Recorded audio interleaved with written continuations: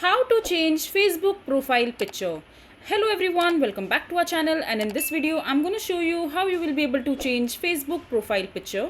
So first of all, just simply open your Facebook account, and after that just simply click on the profile section from the top left hand side corner of your mobile screen, and from there you will be able to see your profile picture.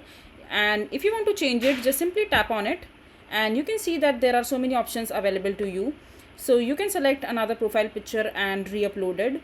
So just simply select the second option which says select profile picture, and now you have your gallery, and you can select the picture as per your liking. So I'm going to select a picture from my gallery itself. Let's say I want to upload this particular picture as my profile picture now. So you can click on this particular icon right beside the photo, and you can move around the profile picture and select the frame of your picture as per your liking. And once you're done, just simply click on done and just simply click on save, and there you go. Now your profile picture of Facebook has been changed. So this is basically how you will be able to change Facebook profile picture. I hope you find this video to be helpful. So that is it for this video. If you find this video to be helpful, make sure to hit that like button and don't forget to subscribe to our channel for more such informative videos, and I'll see you the next time.